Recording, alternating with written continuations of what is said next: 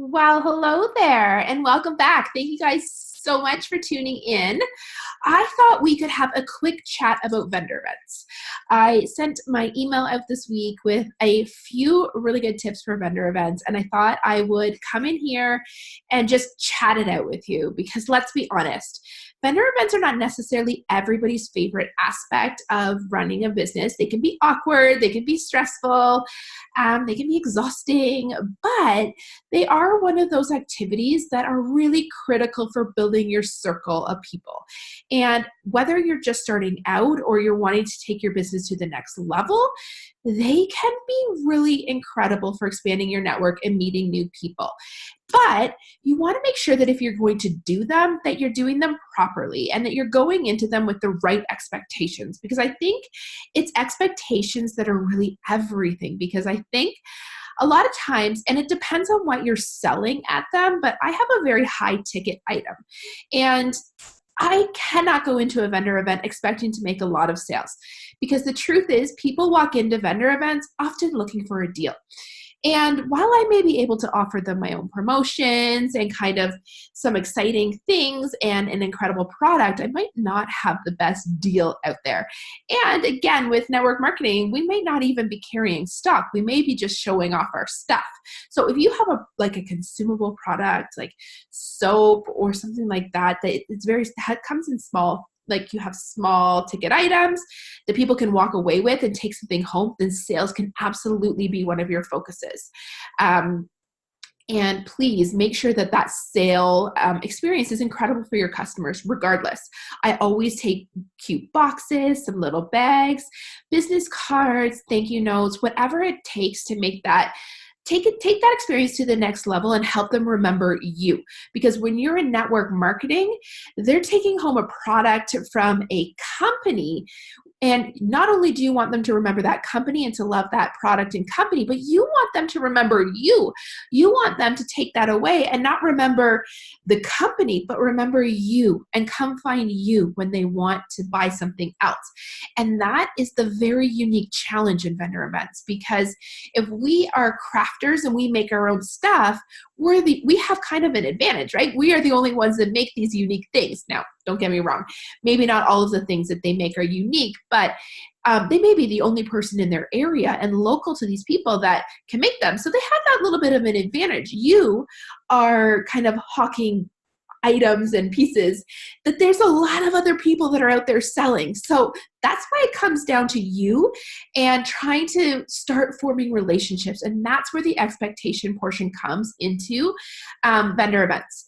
I always go in with the expectation that if I make enough sales to cover my table, I'm happy. What I really want out of a vendor event is to meet new people and to form new relationships and to make new contacts and ultimately to get more people into my VIP group. My VIP group is my place where I do my songs and my dances, where I'm myself, where I form really lasting connections and relationships with people. It's kind of where everything starts.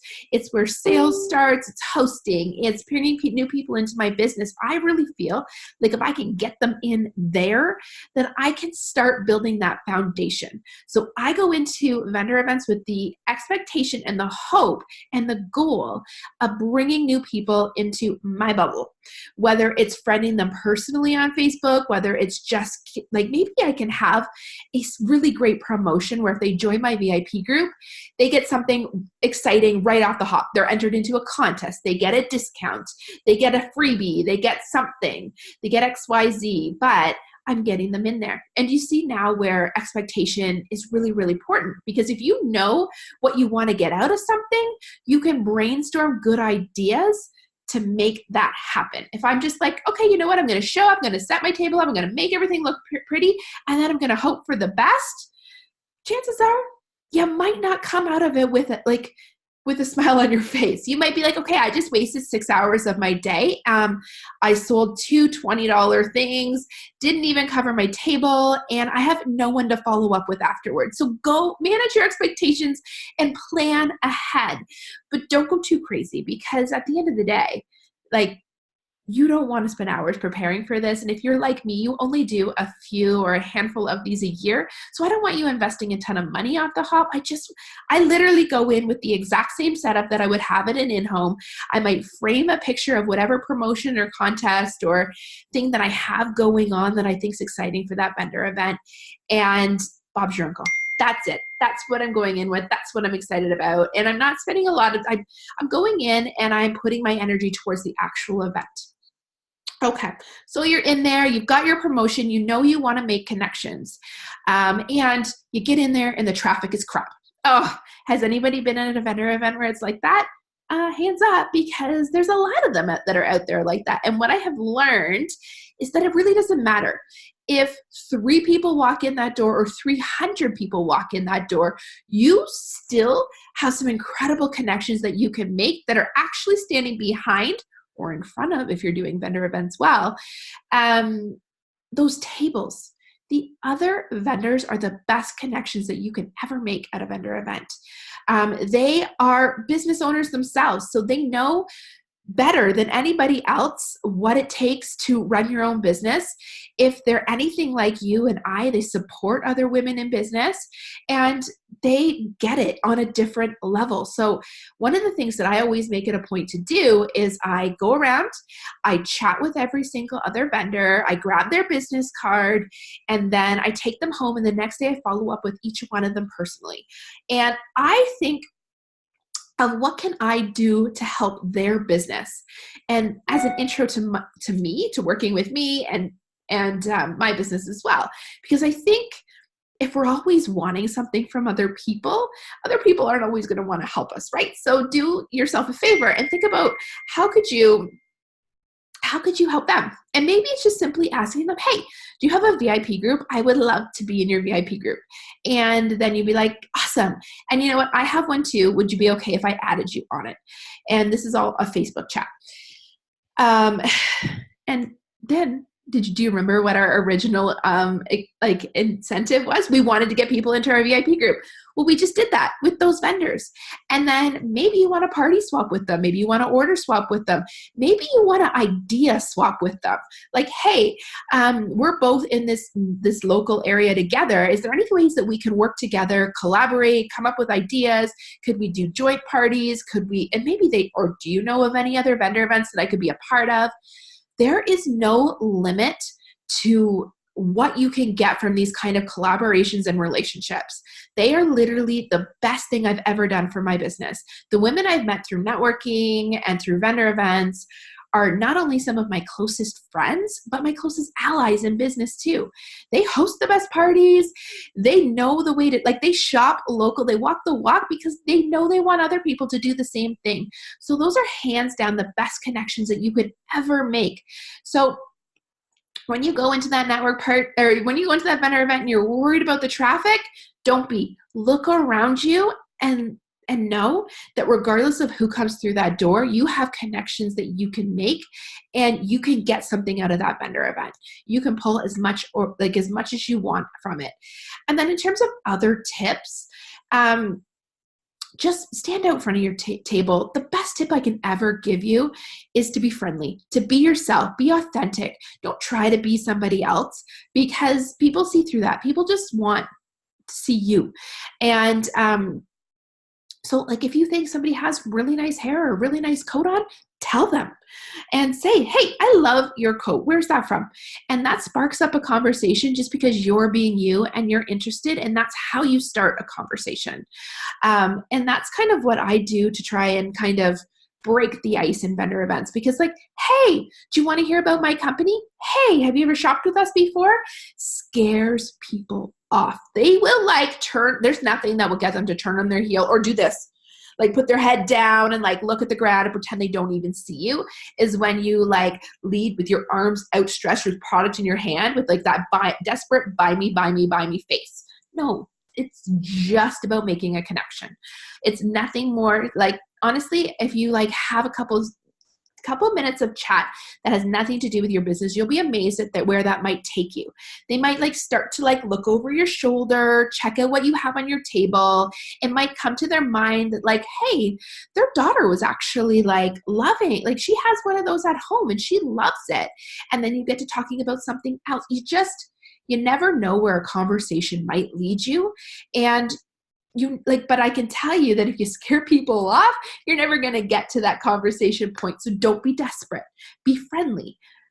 Be friendly, not desperate. Should I put that on a shirt? I feel like that kind of works for so many things in life, not just vendor events. And guys, honestly, like I know this seems really simplistic, but that's what it is, right? You go, you set up your table, and you make it as appealing as you possibly can. I know at vendor events that sometimes having multi-levels in your table can help. If you have a product that people, like for me, like with jewelry, you want to have a mirror so that people can check it out, so that people can like see themselves wearing it. If there is a way for you to be able to offer product at that event that people can walk away from it with it in their hands, that's another value add as well. Because the truth is that those kind of events, people don't want to order it and get it in 3 days. They do expect that at in-home parties, and they're very used to that, like when they're shopping online. But when they're at an event, they expect to be able to take it home with them that day. So if there's any way that you can do that, like for instance, could you sell your samples off of your table? And remember those pretty boxes, nice bags, business cards, remind them of you. But yeah, if you can let them leave with something, all the better. But the more conversations you can engage in, the more connections. And you know what? Remember, every single person that comes in that door has their phone on them. And you know what their phone connects them to? It connects them to you on Instagram and Facebook. And if you can get them to pull out that phone and start following you or join your group, you have hit the mother load. But it all starts with a really good promotion or a really great conversation and going in with the expectation and your eyes wide open. So have fun with it. Be yourself. Relax and just like pivot whenever you need to. Figure out what you can do to make the most out of every opportunity inside that event. If you are donating a prize, could you donate a gift card so that you don't just package something up and give it away, but you now have the contact name for that person and you can connect with them and they can pick something that they actually want and you now have them in your database. And maybe that leads to them being in your VIP group. Maybe that leads to repeat buys because it's actually going under their name. You never know. You just have to think.